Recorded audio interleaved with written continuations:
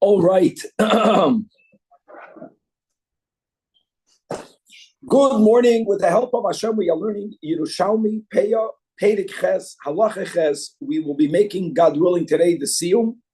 We'll be learning Daf Ayin Gimel. We're going to start on Daf Ayin Gimel Amud Aleph in the beginning of the Gemara, 30 lines from the top of the Amid, beginning with the following, that both the person that has 200 zuz, and as we learned in Halacha Ches in the Mishnah, someone who's investing capital and is using 50 zuz of such invested capital, both of them are above the poverty line. However, the one with the 50 zuz is even better off than the one with the 200, because the former, the guy with the 200, even though he right now is above the poverty line, the moment he's going to spend a garnished, right? The Mishnah says that dinner, the moment he'll spend something, he'll become a poor person.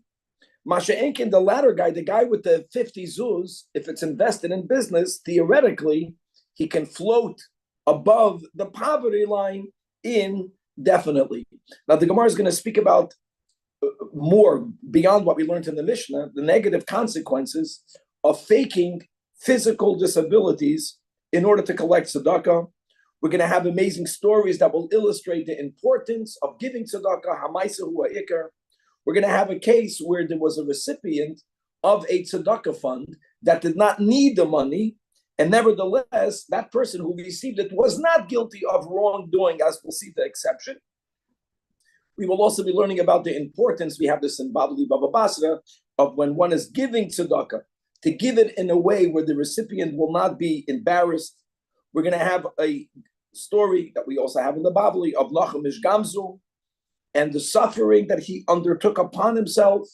We will have in it the correct attitude towards Yisurim, the sensitivity you need when you give away tzedakah, how supporting Torah learners is more important than supporting the building in which they learn, and a lot about the humility that is needed by the person who's receiving tzedakah. And finally, we're going to have the concept of being Messiah B'toiv, as we will have when we go right into the Siyum itself. So, Chaber, without any further ado, Daf Ayin Gimel, right, Amud Aleph by the Gemara. So we had two Mishnahs ago, the poverty line is under 200 zuz. You got 200 zuz, you are above the poverty line. We had in Mishnah Ches, this Mishnah, that 50 zuz of a person who's investing the money also keeps that person above the poverty line. Says the Gemara Hada Amram. And now if you really look at one and the other, right, these two people that are above the poverty line, the guy with 200 zuz and the guy with 50 zuz, that chamshin of them, 50, that's creating income, is really tavin, it's better min masayim from the other guy that has 200 zuz, that's not invested in business, the lo yavdin, that are not generating income. As the Rashi Ilya points out, the guy with 200 zuz, even though right now he's above the poverty line, says the Rashi Ilya, the hasam kalya karno, but people have to live, people have to eat. The moment he'll tap into the 200 zuz, miyad, he'll become poor. He'll already be included in those who are allowed to take tzedakah. But the guy with 50 zuz, not only is he not poor right now, but since the 50 zuz is invested, and with God's help, they will generate income, such a person will always remain above the poverty line. So the latter, the 50 zuz guy, is better than the former.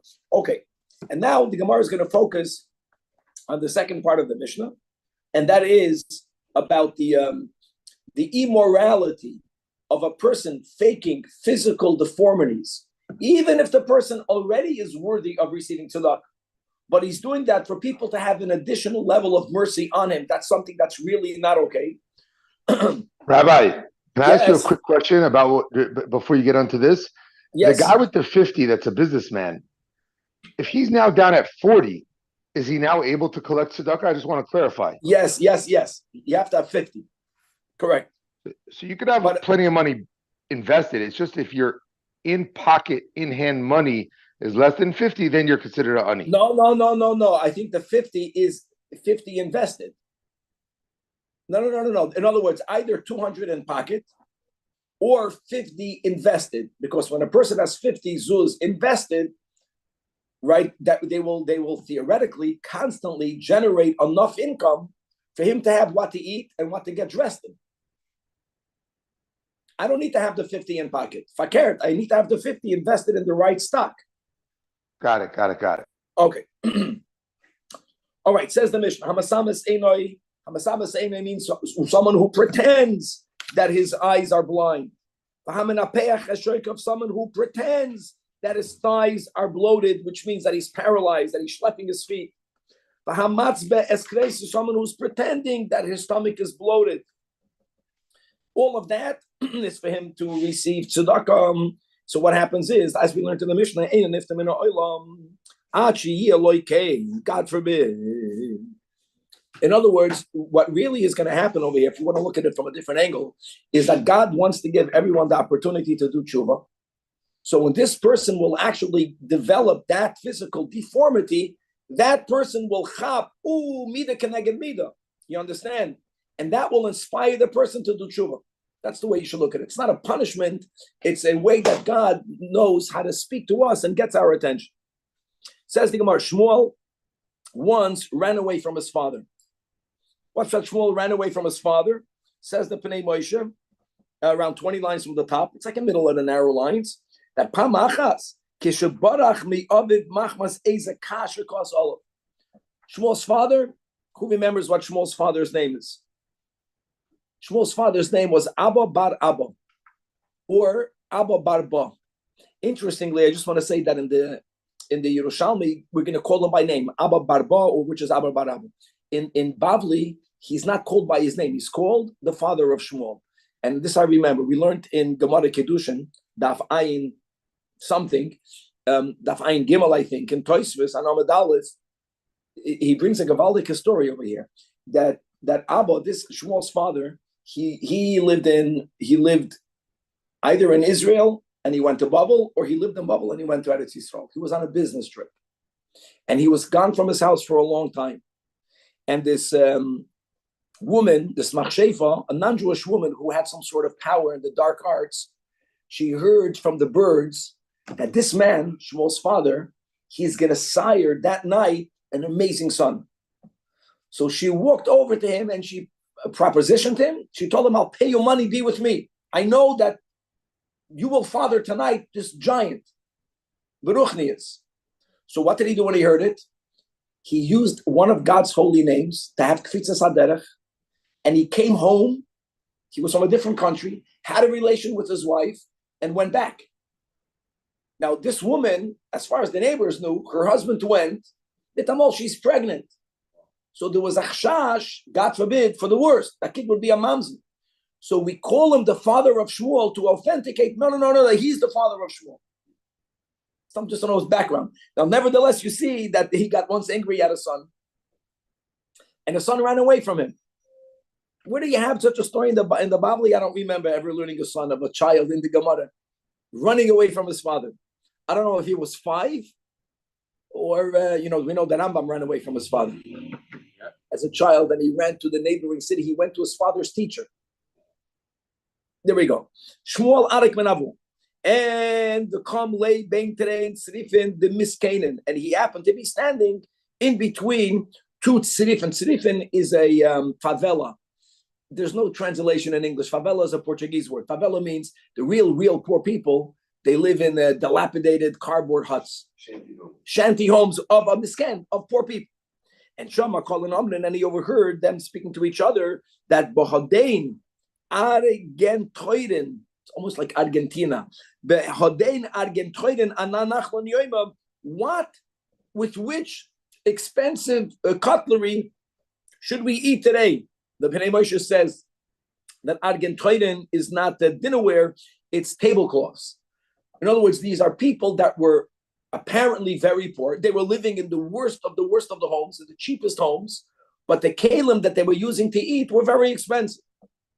And what were the options that they had? Ba'argentoiden dahava, with the golden ones, or ba'argentoiden kaspa, with the gold and the silver ones. So what did Shmuel understand? That these people are faking poverty by living in a poor home, and they're taking money from tzedakah, they're frauds. So he found an excuse to go back home. It's like when a kid ran away from home, if he goes back home, he thinks if he's going to do a big service to his father will have rachmanas on him. He went back. So Alva Amar Kumiyava, he told his father, listen, this is what I overheard. So Amalei, so his father told him, we have to actually be grateful for the fact that you have fraudsters amongst the poor. As the Pnei Moshe points out, we're going to learn soon that when a poor man asks you for tzedakah, if you theoretically will not immediately help him or her with their needs, the person who could help and is not could have been punished for it. But now, because of these fraudsters, God won't punish the ones who are not helpful because they have a legitimate worry by saying, we know that some of the aniyim are really faking it. I want to say something. We learned yesterday about Ani Ben Toivim, that people that used to come from a very high social status home, they don't have to lower their status. They don't have to lower. That's not a fraudster. But that's not a person who's living in a shanty house. In other words, to have golden cutlery in a shanty house, that's already not right. If a person should not, people who really should not need to, if they could, lower their status, that will justify them living in a nice home. And maybe in the nice home with golden cutlery. But if they held on to the golden cutlery, but they moved into a shanty home, that's mamash fraud. That's only for appearance, that it should look like I'm living like the worst of the worst of the worst, but inside my home I have golden utensils. That's already wrong. So Shmuel's father saw a positive in it. They're fraudsters. At least now the ones who don't always help are protected from punishment of God because they're fraudsters. The Rabbi Yoel of Satmar used to always say that he gave tzedakah to so many people that for sure once he really did the mitzvah. That was a good, he had these good one-liners. In other words, he was trying to say that I'm not naive, but he gave anyone who asked, he gave the money. I'm not naive. I'm doing mine. I moved one time, I got it. Okay. Says the Gemara, Dolma, we already had Dolma, is da lema. This should be said, story. Dolma, fasten your seatbelts for the story. It's a difficult story at first glance to swallow. The great Rabbi Yochanan and Rabbi Shimon ben Lakish, they went once together in a bathhouse in Tiveria Ir HaKodesh. They're going to a bathhouse, and as they are about to enter a bathhouse, one poor man approached these two giants, and Amar Loim, and he tells Rabbi Yochanan and Reish Lakish, Zachein bi. The word Zachus means get your merit through me. Right, that's the typical fundraiser's line. You're giving me, I'm giving you more than you're giving me. So give me more, so for me to give, let's get your merit through helping me. So Amrulei, so they both told this misken that min chazarun, which means when we will return. We'll help you when we leave the bathhouse. Now, guys, it's clear that they didn't understand, no doubt, the desperation of hunger that this man had. But the truth is that this guy was holding on to life. And what happened was that min chazrun, once they came out of the bathhouse, they came out with the desire to help him. Ashkechun, they found him no longer alive. Now, Amru, so they said to each other, since we were unable to get our merit by giving him tzedakah when he was alive, at least let us get a merit by burying him. The tapo baby misuse. When you read the story, I would say that most people that we know, if a person was ever asked, think about the story. You're going into a bathhouse, you're going into the Schwitz on Pico place, and the guy is asking you for money, and you have it. But you don't understand that this guy is like, and you go out and you see the person died. What would I do? You would feel guilty. You would go out of your mind with guilt. You might have guilt for the rest of your life. It almost sounds like they're cruel. It sounds like they're not reflecting on, they could have saved this guy's life. They said he was going to give us a merit when he was alive by us giving him tzedakah. Now we're going to get a merit by helping him get buried. About them, not about him. So it looks like it's about them, not about him, but it's the opposite. Because I want to say like this, guys, that there is a healthy guilt and then there is a sinful guilt. Whenever something could be done, which is in this case, which is this guy needs to be buried, whenever I am able to do something, if I will spend even 1 second indulging myself in, oh, how sinful I am and what type of sin I did, that's a cop-out. That's a sinful guilt. This was not the time for them to do tshuva. That's the biggest message of the story. I could have done something good yesterday, but there's something for me to do right now, for me even to think about my guilt, which sounds so holy. Wow, the guy is such a bal tshuva. It's the biggest sin. The first thing they did is like, we didn't give it, we made a mistake before. What can we do right now? That's the Jewish attitude. That's the Gavaldikeit of the story. And the thing is, he needed to be buried. What happened is that when they were preparing him for burial, you know what they discovered in his garments? I mean, you have to ungarb him, right, tahara, and put on tachrichen. This dinar, they found that in his pocket there was a whole bag of dinners. And do you know what they discovered? They discovered that they did not actually cause him to die. That this person, like many people, had an illness of not being able to spend his money. It's a machla. The guy is dying of hunger and he has a bag of dinarim, but this misken, that's why he's a misken. Thought to himself, why should I spend my money if I can spend their money? So they're having the right attitude of not being remorseful at the wrong time. That saved them from the agony of living with the fact that they could have helped him and really it was not on them. How beautiful. They said, that we have to be grateful to the fraudsters amongst the poor people. If not for these fraudsters,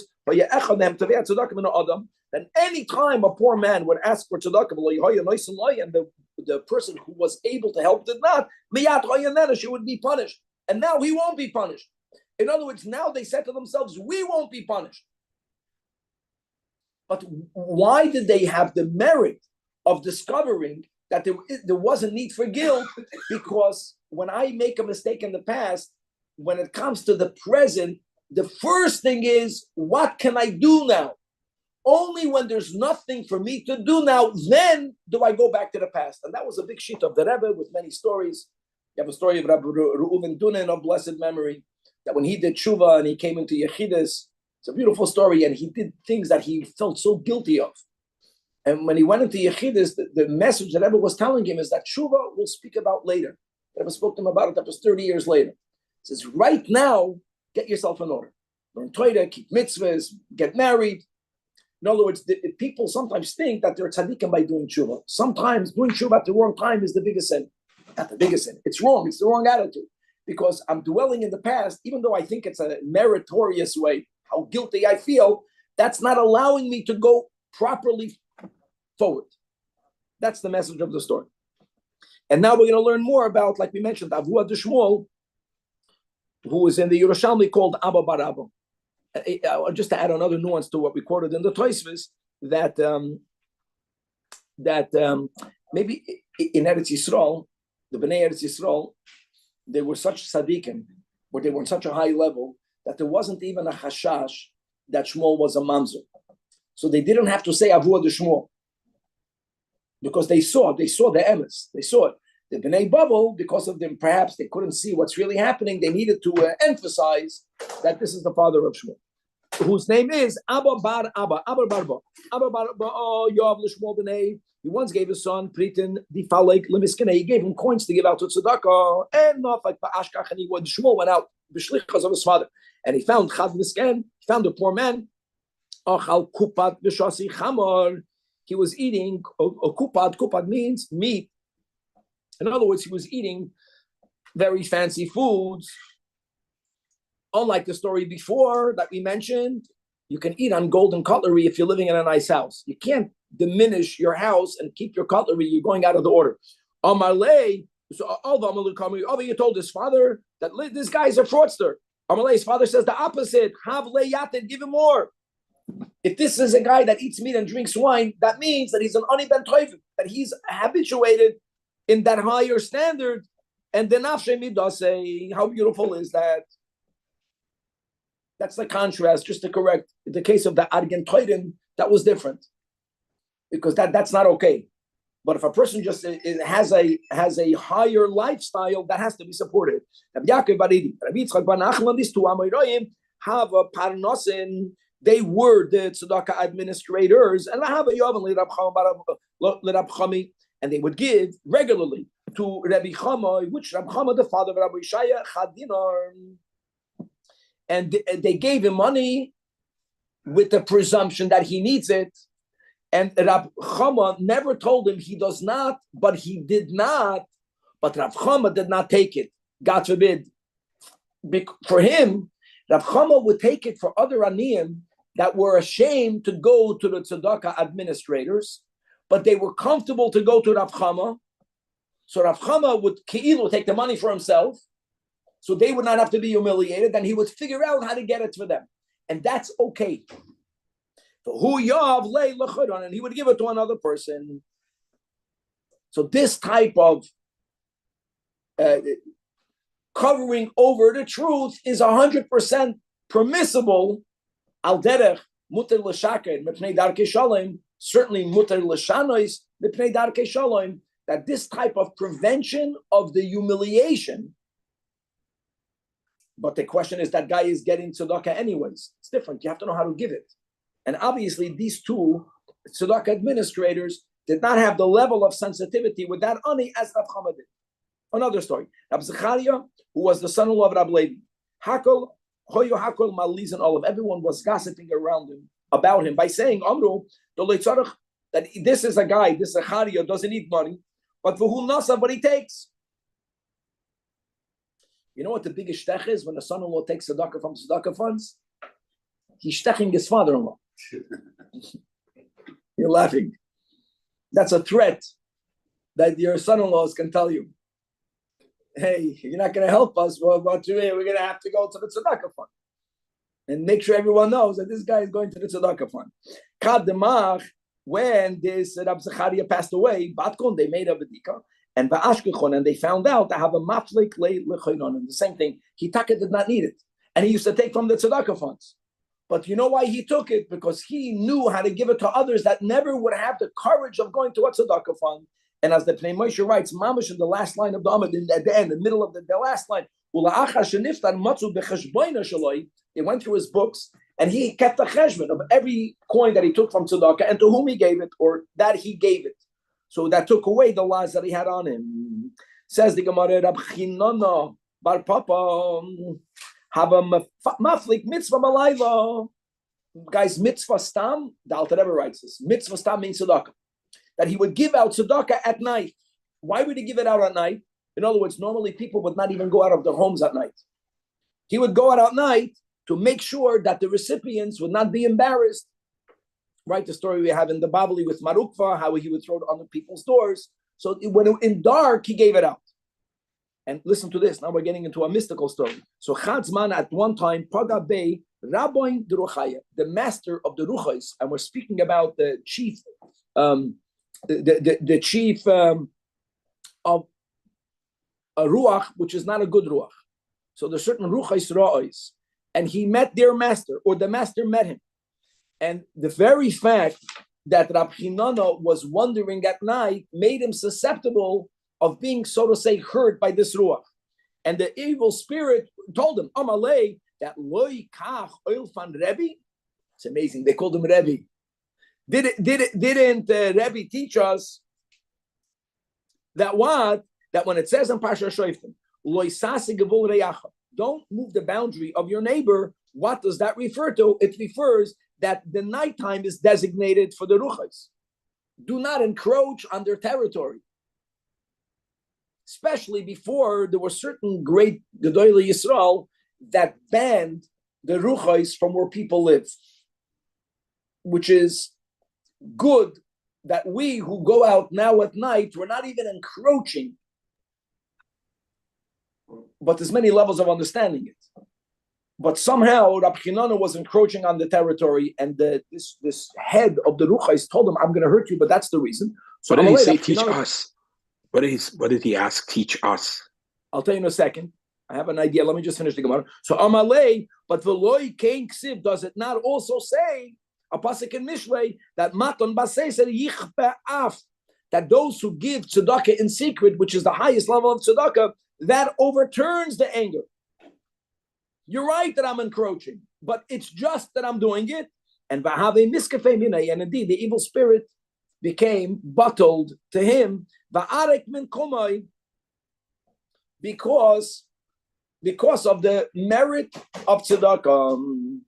So let me say like this, Kevan, that we go into certain dark places. Let's speak about the Rebbe's within the boundaries of the Rebbe's Mivtzoyim. The fact that people moved away from religious neighborhoods and they moved to any corner of the world. You're going into, and everyone else was saying, you're putting yourself in danger. If you go there in order to do tzedakah, that's the pasuk that matan basesel yichfa'af. That there's a certain additional protection afforded to the person who's going out and helping the one who's in need. Okay, that's what it's teaching us. No, it doesn't mean that you have to go into a nightclub with your guitar. Zoy Sloy. All right. So there's a guy in Israel. They call him the nightclub rabbi. So the nightclub rabbi, when they told the Satmar Rebbe about you know who that goes into nightclubs and he does singing to be makad of people, he says, and who's going to be makad of him? That was his one. Not the nightclub rabbi. All right. Omar, same concept. Omar Rabbi Yoina says Rabbi Yoina Chever Kapitel Tilm Kapitel Mem Aleph Ashrei Noisen Ladol Loy Engsevkan. It says Ashrei Maskil Aldol B'Yoim Yimaltei Hashem. That's how the capital opens up, right? That praised is the person that what? That contemplates the needy. L'choira, the needy doesn't want you to contemplate. The needy wants you to give him. So it should have said Ashrei praiseworthy is the guy that's nice on Adal, but that it doesn't say. What does it say? Ela Ashrei Maskil Aldol. What does that mean? What's there to contemplate? You got to give. Yeah, of course you have to give. It means there's one level to give. There's a higher level is when you give, you're giving. You contemplate how to give it. In other words, to give it in a way where the recipient doesn't get embarrassed. And the smartest way of giving for the recipient not to get embarrassed, so we're going to use him as the role model. Guys, if you're not a ben toivim, you're not going to be humiliated by taking tzedakah. But when there's a person that has that, I'm the recipient. He would tell him, B'ni, my son, would tell him, I heard, you don't even know yet. I heard that your second cousin died and left you something in the Yerusha. So I can give you a loan. I know you can pay it back. In other words, Rabbi Yoina would give an ani money, convincing him it's only a loan. And he would convince him that unbeknownst to you, you'll be able to pay it back to him. He lied to him. Yes, he made sure that when he took it, he didn't feel like he's taking shari. You know what he did the second later? Once the guy had it in his pocket, guys, you know what? I don't even need this. You can keep it as a gift. That's how he did. Rabbi, isn't he also giving a bracha, meaning money will come to you? Because whatever the tzaddik says will come true. Well, they came true by him giving him money. That was the act. Very good. The inheritance. No, that was the inheritance. The toil, take it and you'll pay back. The moment the guy, the guy took it, boom, Amalei, he would tell him, now guys, Rabbi Yoina is Gaval. And that's Rabbi Yoina. Says the Gemara, Amar Rabbi Chia bar Adam, that is Havi Sovin B'Yomeinu. We still remember the elders that we saw that what? That now we're going into receiving tzedakah. That min dahava yahavin loin. Monies that were given to these elders between Reishata, which is Rosh Hashanah, and Soyma Rabbah, the great fast days, Yom Kippur. The monies that were given to them then have a when they would receive. But min basar came, but monies that were being offered as a matana to them after Yom Kippur, they have a when they would not accept, because they would say, Amri Rashubasa Gaban. We already have enough to pay our debts, which means that their lifestyle was that throughout the year they would borrow money. When you borrow money, if you're honest, you borrow the minimum you need. And then people would know they're needy. They would only receive the money Rosh Hashanah Yom Kippur because that's the time where people need the most amount of schusim. So for the recipient to feel like all fundraisers, I'm giving you more than you're giving me, the best is between Rosh Hashanah and Yom Kippur. And they would use that money to pay back the debts of the prior year, and they would limit themselves in receiving tzedakah until next Rosh Hashanah. What would they do? They would borrow money.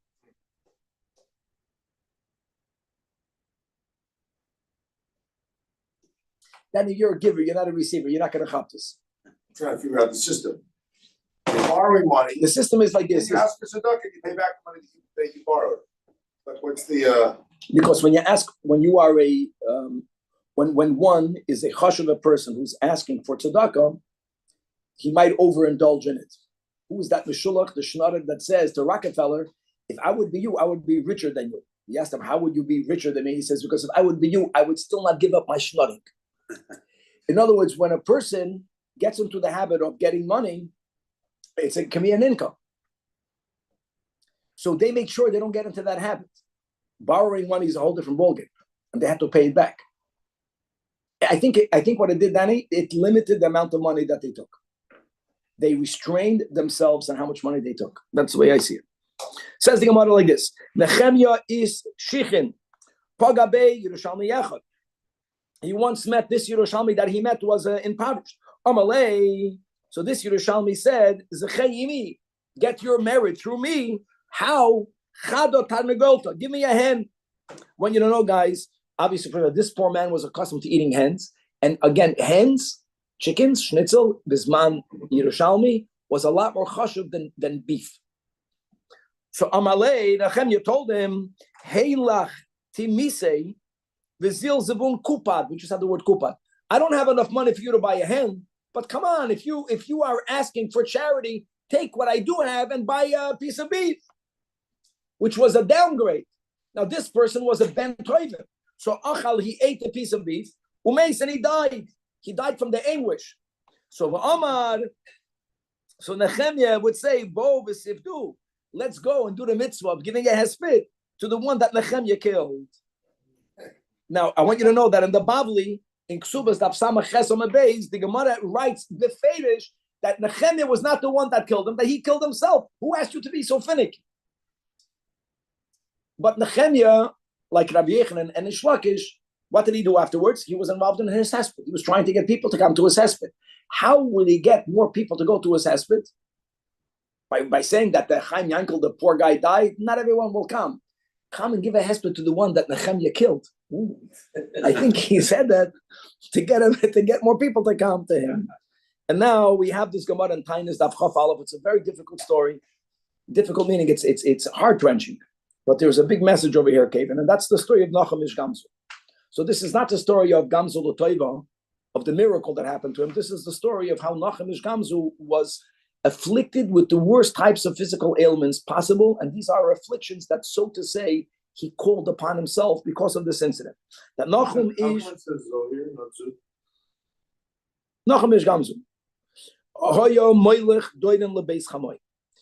He was going to bring a gift to his father-in-law, and the Gemara in Tainis writes that what was it? That he had 3 donkey loads of fruit, of drink, of delicacies. He was going to bring his in-laws a big gift. And as he's going, a man who was afflicted in boils approached Nachum. And Omar Lane, the man tells Nachum Ish Gamzu, can you get your merit through me by what? By mimande izgabach, by giving me something that you have. So Amalei, Nachum tells him, Mechzar, on my return. Similar to the story we had before of Rabbi Yechanan and Ish Lakish in the bathhouse of Tiberi. And the same thing, Chazar, when Nachum returned, this person died.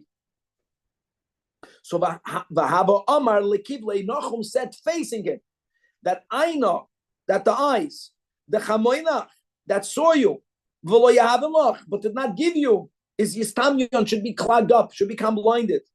Yudaya, the hands, the lepashtan, that did not extend to give you, the lepashtan meitalach, is Yiskatun, should be cut off.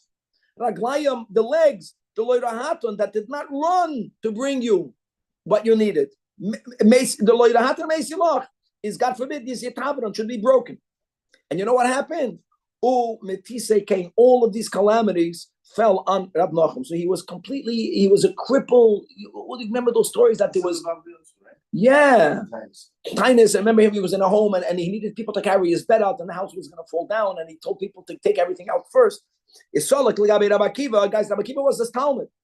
And he tells his teacher that what? Oili, woe is it to me that I see you in such a state. He lamented. Amalei, to which Nachum replied, Oili, that woe is it to me, she'eni roya oisachein. Woe is it to me that I don't see you in such a state.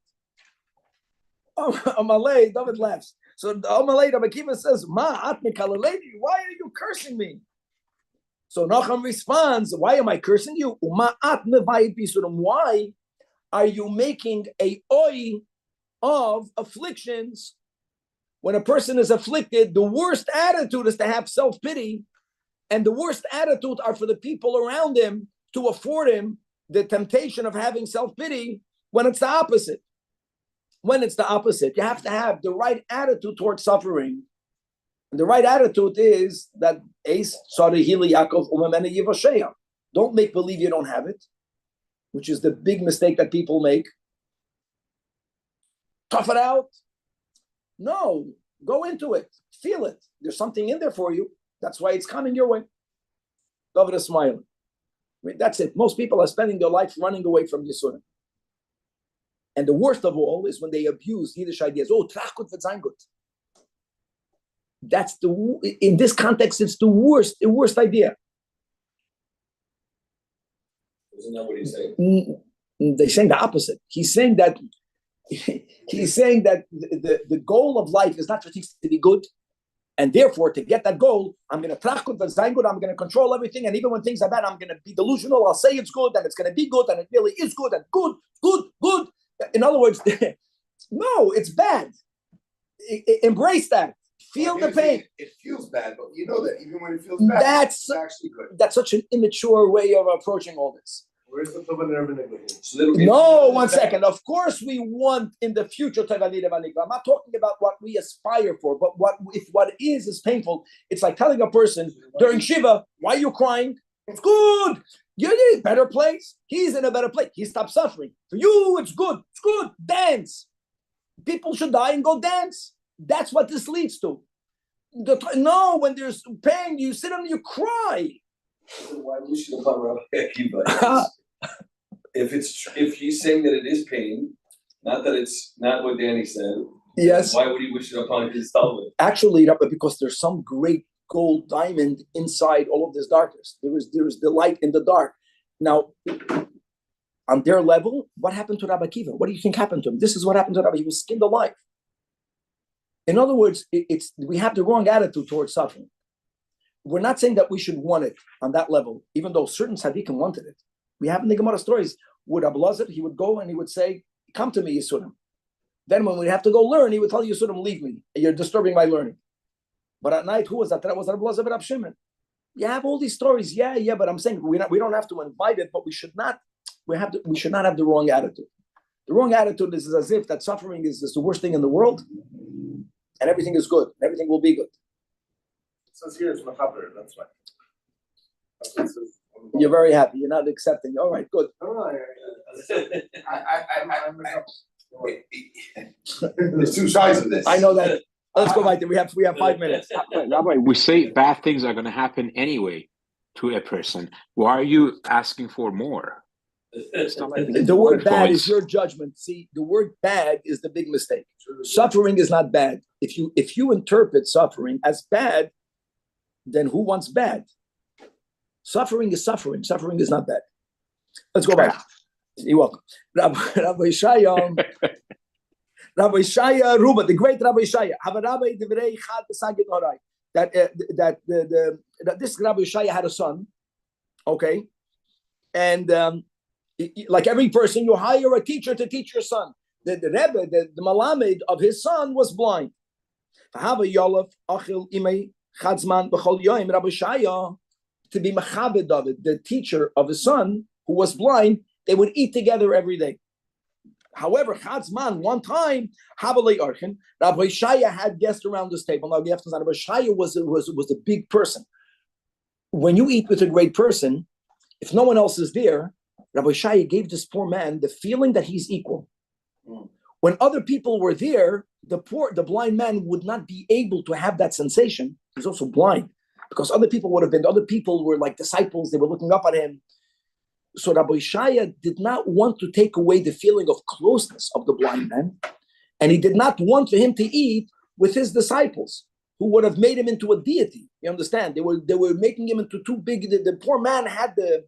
Well, not because he was embarrassed to be with the black man. Gavaldik.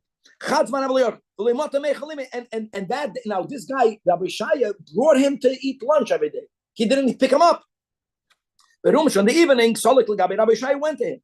And he right away apologized, and he told him that lo yichlis money yolai. Look how he spoke to him. He called, don't, my master, don't be angry at me. He explained to him, you know why he did not pick you up? Begin the havel york, and since other guests were coming my way,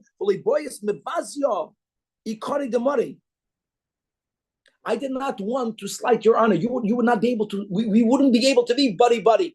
When I had other people with me, you would be sitting amongst the Talmidim. We'll begin kach. And that's why we did not dine together today. So this blind man went from feeling abandoned to appreciating how much love Rabbi Shaya has for him, that he didn't even want for him to be degraded by sitting amongst other disciples, only closeness. Amalei, so the blind man gave him a bracha. And he told him, At payast, that you appeased. Whom? Look how he worded himself. Laman de mischame v'lechame, to one who is seen but cannot see. You know what? The one, now he's speaking about God, that sees but cannot be seen, which is the opposite. God Almighty, should always accept your appeasement. And he said, if you do wrong, God should forgive you. And that was a beautiful blessing. And Amalei Rabbi Shai told him, who told you such a beautiful poetic blessing? So Amalei, I didn't make it up. I heard it from someone else. He says, Rabbi Eliezer ben Yaakov, the Kavanaki, Eliezer ben Yaakov. Oh, Chad, the Sagin Lakarte. Same thing. A blind man came to the town where Rabbi Eliezer ben Yaakov was in. And Yosef laid Rabbi Eliezer ben Yaakov Ledamine. And Rabbi Eliezer ben Yaakov sat lower than him. Imagine when you go into a place, the seating was an indication of your social status. Rabbi Eliezer ben Yaakov sat lower, the blind man higher. So when the people come there, everyone knew who Rabbi Eliezer ben Yaakov is. No one knew who he was. But they thought to him, if Rabbi Eliezer ben Yaakov is sitting lower than him, then that guy is even greater. And because of that, and din omnum people, so people should say, if not for this blind man being someone so great, Rabbi Eliezer would not sit down lower than him. And because of that, people helped this blind man. And Avdulay Parnasa the Ikar, they gave him a lot of Parnasa. Whether you understand, he got a very dignified assistance. And Amalei, and this poor man didn't understand, why am I getting such special treatment in this town? That Ma'ohachin. So they told him, Rabbi Eliezer ben Yaakov, Yosef L'Raminach, because Rabbi Eliezer ben Yaakov sat lower than you. So when he heard that Sali Yaloi or Ilave Hadat Salusa, that blind man was the one that composed that prayer, which is At Kamal Chesed, that you bestowed kindness, Laman de Mischame v'lichame, upon one who is seen but cannot see, which is a blind human being. The one who sees but cannot be seen. Equal Yasar Chesed. Says the Gemara, don't know a story that Rab Chama Bar Chanin and Rabbi Shaya have him in Thailand. They were going on a spatzir be'ilain kenishta deloit in a big synagogue in Lloyd. And so Amar Rav Chama Bar Chanina, so one Rab Chanina tells his colleague Rabbi Shaya, Kama mama in Shiku Avoisekan. See this building? Your beautiful building. My ancestors, they were the ones that built it.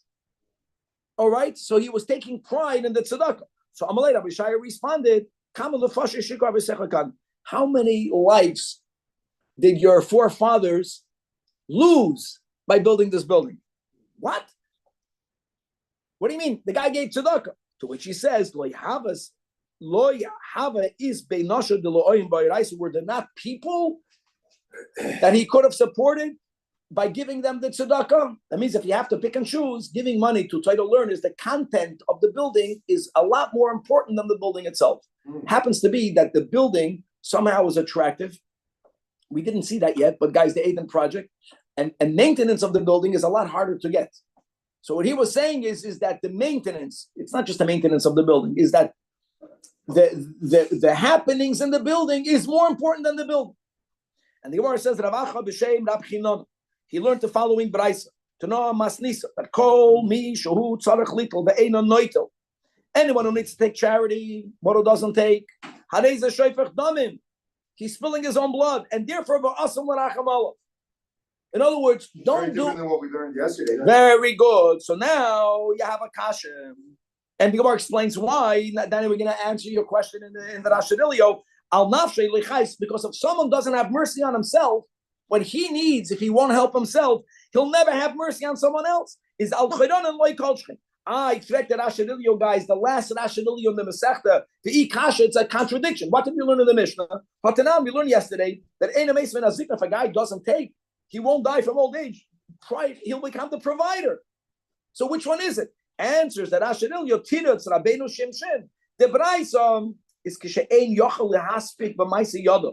If you have a person who's doing all the work he could and he cannot make ends meet, that person has to take tzedakah. The Mishnah was speaking about someone that never wanted to take charity, and therefore he worked, but he was able to live. But if a guy, after doing all the work, still needs help and doesn't take help, that's an arrogant person, that is a cruel person, that has such cruelty, he doesn't have a rachmanas on him, will never have a rachmanas on anyone else. Big answer.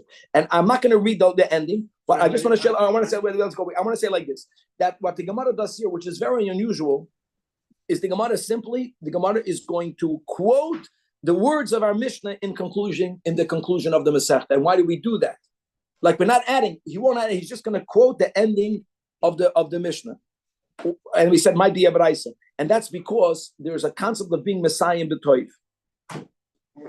Being Messiah in B'toiv, I want to give that and to contrast to what we said before about Yisurim. See, here's the thing. That when we speak about having the right attitude towards suffering, it's not a contradiction to be Messiah in B'toiv. But let me tell you what I mean by that, Danny. Not Danny's. The Gabai's Messiah in B'toiv is, I'm suffering, but it's going to be good. In other words, it's from an attitude that this is bad, it's going to be good. The Siyum B'toiv means that if you go into the Yisurim, in there you're going to find Toiv. Actually, look at suffering like Demai, which is the next Masechta. Demai is Demai. What is this? When something feels like suffering, don't judge it to be bad. Say, I don't know what this is. What is it? And in it, you'll find something good. In it. That's the sparks that we have in this Olam Hazeh for which we came down over here.